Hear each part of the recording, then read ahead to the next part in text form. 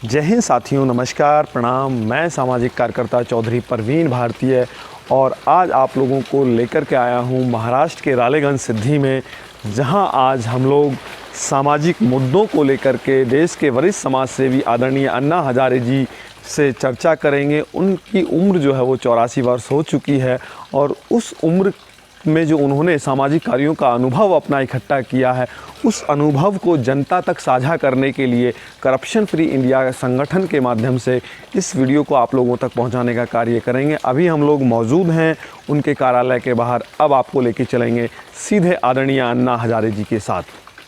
युवा शक्ति हमारे देश की राष्ट्र शक्ति है। ये युवा शक्ति अगर जाग जाए ना तो समाज और देश का उज्जवल भविष्य दूर नहीं है। युवक ही इस देश को बनाएगा, इस पर मेरा पूरा विश्वास है। युवकों में वो शक्ति है, ताकत है, लेकिन वो भूल गया हूँ। वो सिर्फ इतना ही सोच रहा है, बहुत से युवक खाओ पियो चैनबाजी करो, एक दिन मरना तो है। खाना पीना और मरना इसके लिए जीवन नहीं है। मैं एक युवक था ना, 25 साल का।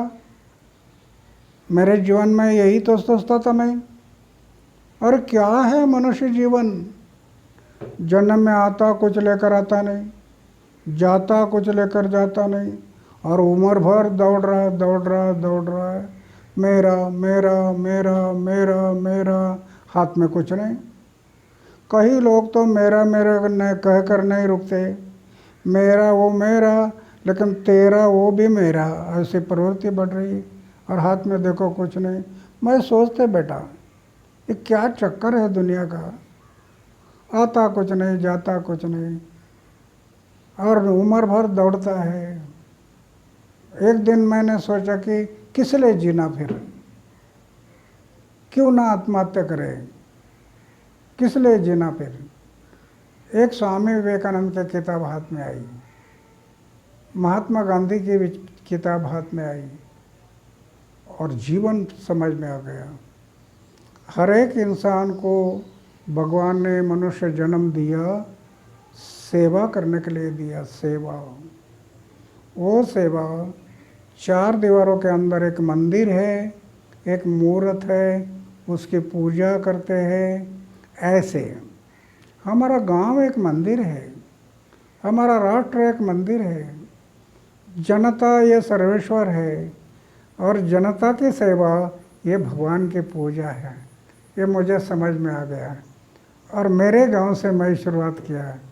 जिस गांव में पीने के लिए पानी नहीं, खाने के लिए अनाज नहीं, लोग भूखे सोते हैं, 6-6 किलोमीटर पत्थर तोड़ने के लिए जाते हैं। 35 शराब की भट्टी थी गांव में, 35 भट्टी। उस गांव में क्या किया, गांधी जी बोलते थे, प्रकृति और मानवता का दोहन करके किया हुआ विकास ये शाश्वत नहीं, वो कभी ना कभी विनाश होगा।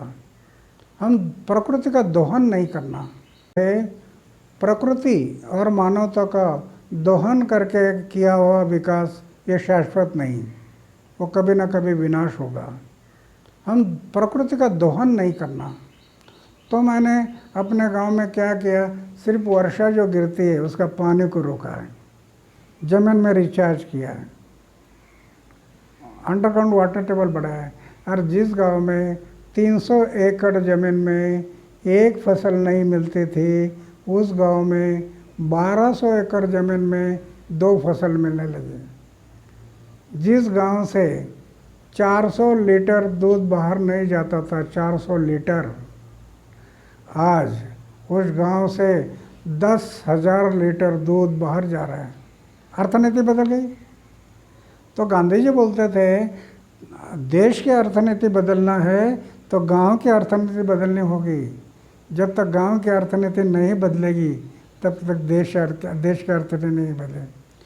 तो ये सब छूत-अछूत, दलित, छूत-अछूत, ये भेद था। आज हमारे देश के लिए 2 बातें बहुत खतरा है। पड़ोसी हमारा देश है ना, दुश्मन, उससे भी हमारे छुपे हुए दुश्मन है हमारे देश में। ये 2 है। जाति पाति धर्म वंश, इसमें जो द्वेष भावना है, ये देश के लिए बहुत खतरा है। देश टूटेगा वो, जाति पाति धर्म वंश। दूसरा है पक्ष और पार्टी। दो पक्ष और पार्टी में जो द्वेष भावना है, आज देखिए मर्डर होते हैं, मार पिटाई होती है सिर्फ सत्ता और पैसा के लिए। तो ये दोनों देश भावना, पक्ष और पार्टियों के देश भावना, जाति पाति धर्म वंश के देश भावना, इस देश के लिए बहुत बड़ा खतरा है। इसलिए अपने देश, अपने गांव में ये द्वेष, ये जो जाति पाति था सब खत्म हो गया। आज पूरा गांव एक परिवार बन गया है। हम गांव का बर्थडे मनाते हैं, गांव का बर्थडे में क्या मनाते हैं? लोग अपना बर्थडे मनाते हैं, हम गांव का बर्थडे मनाते हैं। गांव के बर्थडे में क्या होगा? गांव में वयोवृद्ध स्त्री और वयोवृद्ध पुरुष है, हर साल बदलते रहते हैं। तो वयोवृद्ध स्त्री और वयोवृद्ध पुरुष सबसे ज़्यादा उम्र वाले हैं। तो ये हमारे गांव के माता और गांव के पिता है। सब गांव में उनका पूजन करना, गांव के तरफ से उनको नया कपड़ा सिलाना, उनका स्वागत करना। कभी कभी दलित महिला है, उसका भी पूजन किया गाँव वालों ने। तो गांव के बर्थडे में एक वयोवृद्ध स्त्री वयोवृद्ध पुरुष, गांव में एक साल में जितने बच्चे जन्म लेते हैं वो हमारे गांव की संपत्ति है। तो पूरे बच्चों को गांव के तरफ से नया कपड़ा सिलाना, उनका स्वागत करना, किसी जाति का पाति का कोई भेद नहीं। सब गांव में नवयुवक है, उसकी शादी हो गई और बहू गांव में आ गई, वो परिवार के बहू है, लेकिन वो हमारे गांव की बहू है। तो गांव वाले उनको साड़ी चोला नया कपड़ा सिलाते हैं, उनका स्वागत करते हैं। तो एकता की भावना बनती है। गांव एक परिवार, ऐसी भावना बन जाती है। तो ऐसे अलग अलग काम करना है गांव के लिए। लेकिन युवकों ने ये काम करते समय पथ्य संभालना है। आचार शुद्ध होना, विचार भी शुद्ध होना, जीवन निष्कलंक होना। निष्कलंक, दाग लग गया ना तो शब्द में बैठ नहीं रहेगा। बुराई का दाग नहीं होना जीवन में। आचार शुद्ध हो, विचार शुद्ध हो, जीवन निष्कलंक हो, जीवन में त्याग हो। त्याग बहुत जरूरी है। ये भूमि है ना भारत की, ये भारत की भूमि ऋषि मुनि से हमें कह रही है, भला करना है समाज का, भला करना है देश का, तो त्याग करना पड़ेगा। खेती में ज्वार बाजरा मक्का दाना से भरा हुआ भुट्टा नजर आता है ना, ये दाना से भरा हुआ भुट्टा नजर आता है, लेकिन उसके लिए पहले एक दाना त्याग करता है, एक दाना अपने आप को मिटा लेता है, तब वो भुट्टा नजर आता है। पहले एक दाना जमीन में नहीं गया, त्याग ही नहीं किया, तो भुट्टा कैसे नजर आएंगे? तो त्याग, आचार शुद्ध हो, विचार शुद्ध हो, जीवन निष्कलंक हो, जीवन में त्याग हो और इंसल्ट करने की शक्ति हो, और सच्चाई कभी छोड़ना नहीं। सच्चाई, सत्य के मार्ग से चलते रहो। सत्य के मार्ग से चलने वालों को तकलीफ होती है, कठिनाई आती है, निंदा होती है, सत्य कभी पराजित नहीं होता। सत्य हमेशा सत्य होता है। कहावत है ना, सत्य की नाव हिलती है, डुलती है, लेकिन डूबती नहीं है।